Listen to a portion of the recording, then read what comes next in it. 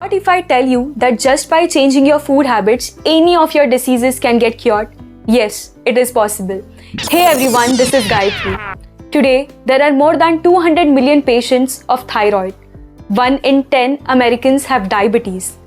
More than millions of patients are suffering from hypertension, of which the number is today 1.28 billion people. But just by changing your lifestyle and food habits, all of the biggest diseases can get cured. Yes, this is true. But you will say that what is the relationship between food and diseases? How can food cure diseases? Diseases can be only cured by medicines. But that's not the total truth.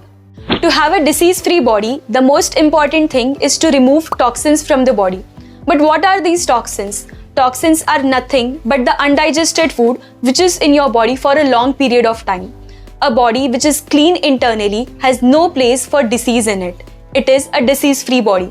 There are basic 5 principles to keep your body clean. The first important principle is to eat high pranic food.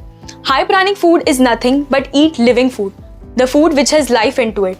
For example, if you plant a seed and you water it daily, a plant will grow after some days.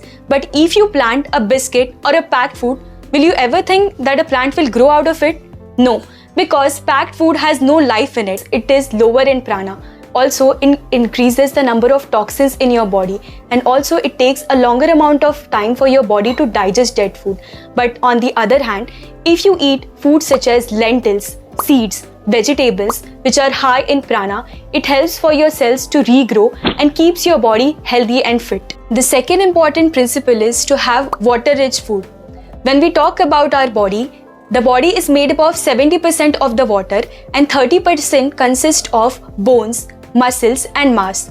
Therefore, it is inevitable for us to consume a diet which is water-rich because our body is made up of 70% of the water. Water-rich sources are raw materials, fruits, green vegetables, anything out of which we can make juice. Have you ever tried making a juice out of roti? No, because it is not possible. Because cereals are not a source of water-rich diet.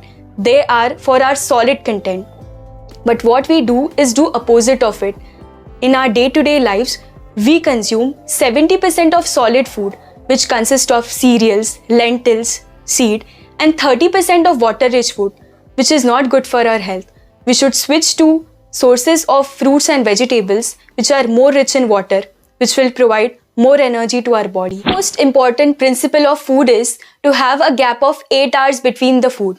We must understand that there are 2 things. One is being empty stomach and one is being hungry. When we are hungry, our energy levels drop and we are not able to function in any activity. But on the other hand, being empty stomach is a good thing. Your brain and body performs at its best when you are at empty stomach. But today, Western countries are telling us that we must eat after every 2 to 3 hours for getting proper nutrients.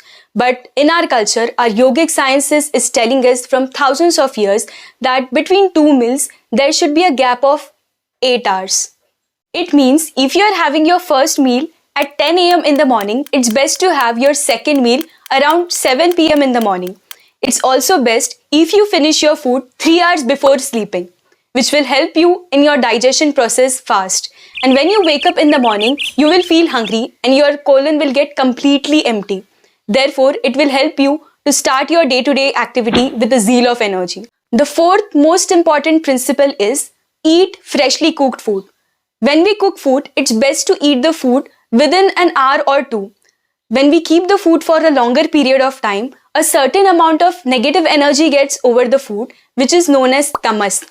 Tamas sets up inertia in us, making us feel tiresome and lethargic. There are high tamasic food such as onion, garlic, non-vegetarian food such as fish, chicken, junk food, which are not good for our health. They provide us very less nutritional value and sets inertia in our system. The fifth and the most important aspect of the principle is yoga. Yoga is an inevitable part of our life. Today, our lifestyle has become such that most of the time we are on our computer screens working. There is a very least amount of space which we have in our life for physical activity. We are basically physically inactive. But yogic science says that The more we use the body, the more it gets better. The more it gets flexible, the more we become healthy. Yogic system is evolved in such a way that it takes care of our organ health. When organ health is taken care of, it leads to flexibility of mind as well as body. When the mind and body is flexible, it's easy to adopt with everything around us. Therefore, it's very important to include yoga in our health system. Today, millions of diseases are generated because of unclean colon. Most of the diseases generated are due to the reason of digestion. The core reason of this is because we are eating much more than what we should eat. Today, modern science is telling us that we should follow intermittent fasting. But the yogic science is talking about the same from thousands of years ago. It's high time for us to pay attention to our health, because whatever we are earning today outside is just arrangement. Whether it's a bungalow or making money, whatever we are experiencing is through this healthy mind and body.